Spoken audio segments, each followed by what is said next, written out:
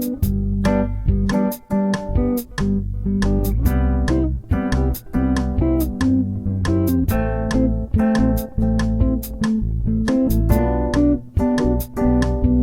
Everyone, हम लोग पढ़ रहे हैं क्लास 9 बायोलॉजी का chapter diversity in living organism. इस चैप्टर में हम लोगों ने डिफरेंट फाइलम्स को पढ़ना शुरू किया है। इस पार्ट में हम लोग सेकेंड फाइलम को डिस्कस करेंगे जो है सिलेंट्रेटा। इसको निडेरिया भी कहते हैं। सबसे पहले इसके कुछ एग्जाम्पल्स को देख लेते हैं, इससे इसके कैरेक्टरिस्टिक को समझने में आसानी होगी। ये सी फैन है, ये सी पेन है, ये सी एनीमोन है, ये जेलीफिश है, ये कोरल्स है, ये हाइड्रा है।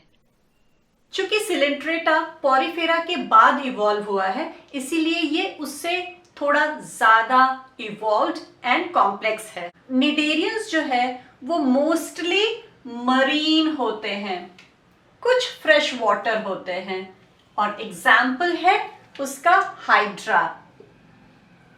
निडेरिया का कुछ स्पीसीज ग्रुप बना के रहता है, कॉलोनी बना करके रहता है, जिसको कि हम लोग कॉलोनियल कहते हैं, और कॉलोनियल का एग्जाम्पल है कोरल। अभी आपने कोरल के इमेज को देखा। कोरल बहुत कलरफुल होता है, डिफरेंट डिफरेंट कलर का होता है, एंड समुद्र तल में ये इसका जो कॉलोनी होता है वो समुद्र तल में हजारों किलोमीटर में फैला होता है। इसका कुछ स्पीसीज अकेले रहना भी पसंद करता है, उसको हम लोग सॉलिटरी कहते हैं। इसका एग्जाम्पल है हाइड्रा।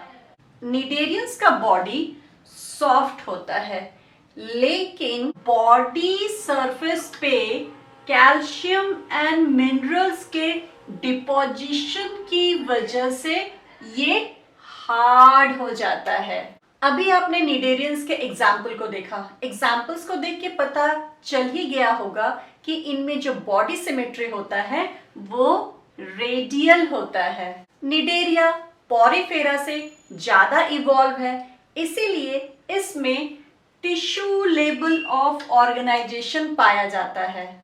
कुछ निडेरियंस सेसाइल होते हैं। सेसाइल का मतलब होता है फिक्स्ड इन वन प्लेस, मतलब ये एक ही जगह पे फिक्स रहते हैं। और कुछ जो निडेरियंस होते हैं वो मोबाइल होते हैं। मोबाइल का मतलब लोकोमोट कर पाना, एक जगह से दूसरे जगह जाना। सेसाइल का एग्जाम्पल है सी एनीमोन, कोरल्स, एंड मोबाइल का एग्जाम्पल है हाइड्रा, जेलीफिश। सभी निडेरियंस डिप्लोब्लास्टिक होते हैं, एसिलोमेट होते हैं। What is diploblastic, what is acoelomate, ये सब कुछ हम लोग पहले डिस्कस कर चुके हैं। निडेरियंस के बाकी कैरेक्टरिस्टिक को समझने के लिए इसके डायग्राम को थोड़ा समझते हैं। निडेरियंस का बॉडी दो लेयर का बना हुआ होता है। एक होता है आउटर लेयर, जिसको कि हम लोग एपिडर्मिस कहते हैं, और दूसरा होता है इनर लेयर, जिसको कि हम लोग गैस्ट्रोडर्मिस कहते हैं। ये एपिडर्मिस एंड गैस्ट्रोडर्मिस एक जेली लाइक सब्सटेंस मीजोग्लिया से सेपरेटेड रहता है। बॉडी दो लेयर का बना हुआ होता है।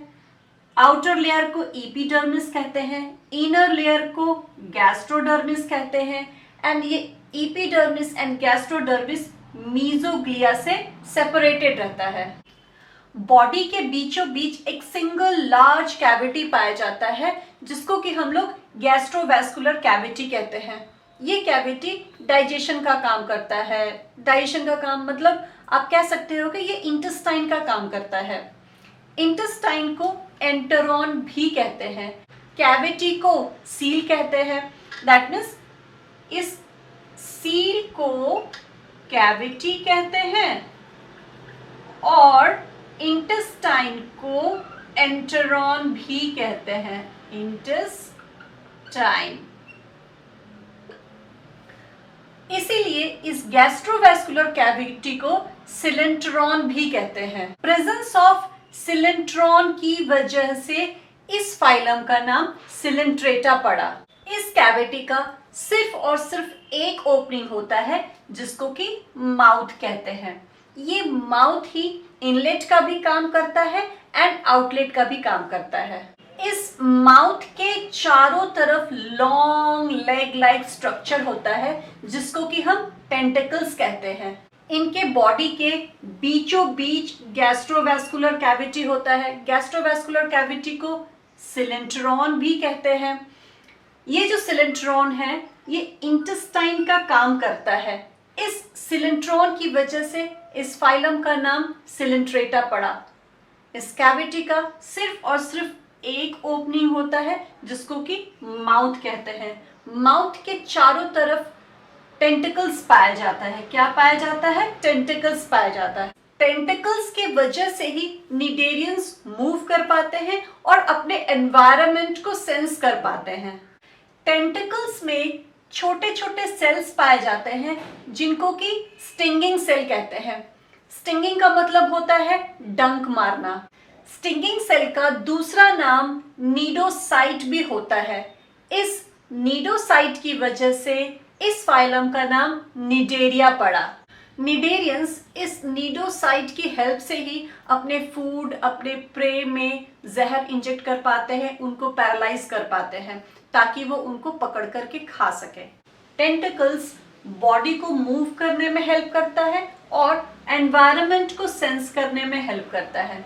टेंटिकल्स के अंदर छोटे छोटे सेल्स पाए जाते हैं जिनको कि हम स्टिंगिंग सेल कहते हैं। इनको हम नीडोसाइट भी कहते हैं।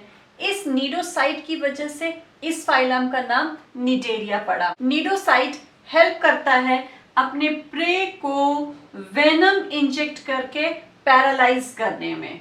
सिलेंट्रेटा के कुछ एग्जाम्पल्स जो आपके बुक में दिया हुआ है वो है coral, hydra, jellyfish and sea anemone.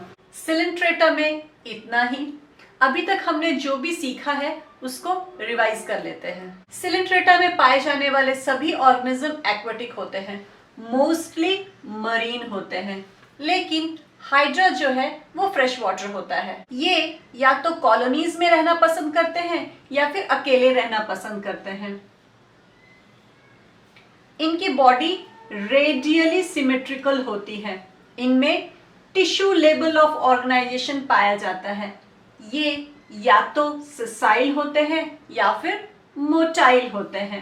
ये डिप्लोब्लास्टिक होते हैं, एसिलोमेट होते हैं। इनमें गैस्ट्रोवैस्कुलर कैविटी पाया जाता है जिसको कि सिलेंट्रॉन कहते हैं। सिलेंट्रॉन की वजह से इस फाइलम का नाम सिलेंट्रेटा पड़ा। बॉडी में सिंगल ओपनिंग होता है जो माउथ कहलाता है। माउथ के चारों तरफ टेंटेकल्स होते हैं। टेंटिकल्स में कुछ ऐसे सेल्स होते हैं जो कि प्रे को पैरालाइज करने में और पकड़ने में हेल्प करते हैं। उनको हम स्टिंगिंग सेल कह सकते हैं, नीडोसाइट्स भी कहते हैं। नीडोसाइट्स की वजह से इस फाइलम का नाम निडेरिया पड़ा। इनका एग्जाम्पल्स है coral, hydra, jellyfish and sea anemone. इन सभी एग्जाम्पल्स के इमेजेस को हम लोग इस पार्ट के स्टार्टिंग में ही देख चुके हैं। नेक्स्ट पार्ट में हम लोग फाइलम प्लेटीहेलमिन्थस को पढ़ेंगे जो इससे ज्यादा इवॉल्व होगा।